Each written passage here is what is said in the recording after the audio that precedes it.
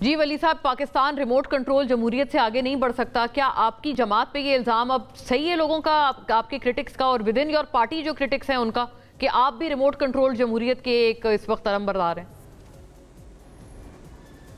बिस्मिल्लाहिर्रहमानिर्रहीम, बहुत शुक्रिया मौला। देखिए, साद रफीक साहब जो है तो मेरे स्टूडेंट फेडरेशन के और फिर उसके बाद यूथ विंग के हम कोलीग्स हैं, हम साथी हैं। मैं उनको बहुत बेहतर तरीके से जानता हूँ। जिस उसमें आप तनाजुर में उनका ये बयान आप पेश कर रहे हैं, ये इस तरह भी बिल्कुल नहीं है। वो जो कह रहे हैं कि बंद कमरों में ड्राइंग रूम में बैठकर कब तक रोना रोएंगे, इसका ये मतलब भी नहीं है। ये इशारा उनका इमरान खान की तरफ भी है कि इमरान खान को ये बात हमने बता दी थी और समझा दी थी। मेरी आज ख्वाजा साद रफीक साहब से बात भी हुई है थोड़ी देर पहले।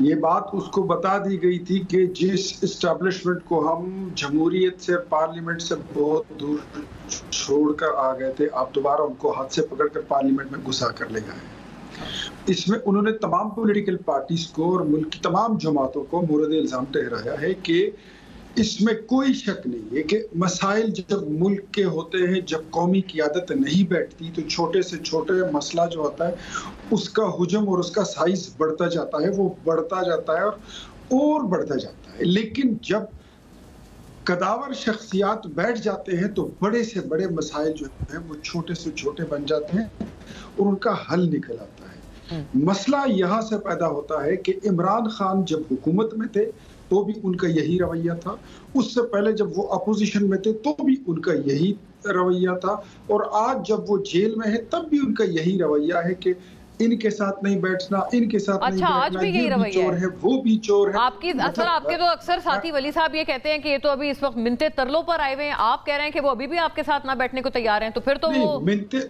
वो जीत गए ना, वो तो फिर ज्यादा अच्छे लग रहे हैं। आपको करने लगा था नहीं, मैं आपको आप जीत और हार का अगर आपने अपने शो में फैसला करना है आप जरूर कीजिए। मैं तो तबसरा कर रहा हूँ और आपको जितनी मेरे पास बेस्ट नॉलेज है वो आपके साथ शेयर कर रहा हूँ कि वहां पर इमरान खान साहब जो है वो पहले कहते होते थे कि मैंने अगर बात करनी है तो मैंने आर्मी चीफ से करनी, मैंने बात करनी है तो मैंने डीजीआई से करनी है। जब उनको ये पता लग गया और उसमें 6, 7, 8 महीने गुजर गए और उन्होंने बार बार उनकी इस डिमांड को टर्न डाउन किया तो उनको समझ आ गई है एटलीस्ट कि मुझे अगर बात करनी है या कोई मुझे अपने पास बिठाएगा तो वो पॉलिटिकल पार्टीज हैं, अब वो हमारे पास आए। अच्छा। तो हमने उनको बैठने की जगह भी दे दी है, उनकी जमात को भी बिठा दिया है, तो हमारी बात गलत भी नहीं। अगर हमने ये कहा था कि माफी मांग ले, अतर काज़मी साहब ने कहा ना कि उनसे शर्त रखी जाती थी कि माफी मांग ले। देखें, दो चीजें बड़ी ऑब्वियस और क्लियर हैं। अगर 9 मई से पहले इमरान खान ने यह बयान ना दिया होता कि मुझे पकड़ेंगे तो मैं आपके लिए और खतरनाक हो जाऊं, मुझे पकड़ेंगे तो फिर आपको बहुत बुरी तरह भुगतना होगा, 26 नवंबर पे आ जाए तो 26 नवंबर की शहादतों से पहले पेशावर से बुशरा बीबी के चलने के वक्त जो अल जिहाद के नारे लगे थे वो क्या थे, जो इमरान खान ने कहा था कि ये मेरी रेड लाइन और ये मेरी डेड लाइन, तो उसके बाद ही फिर शहादतें हुई हैं। तो आप अगर ये काम करेंगे तो आपको कोई ये भी ना कहे कि आप माफी मांग लें। आप मुल्क के साथ खेलते हैं, जब भी आपका एहतजाज होता है 10-15 बंदे तो आप यूं खा जाते हैं। तो आपसे अगर माफी मांगने को कोई कहे तो आप क्या अभी भी माफी से मशरूत कर रहे हैं? जरा कैटेगोरिकली बता दें, फिर मैं आगे बढ़ूं ताकि इम्तियाज साहब से पूछूं। नहीं, देखें, अब दो चीजें इस वक्त चल रही है।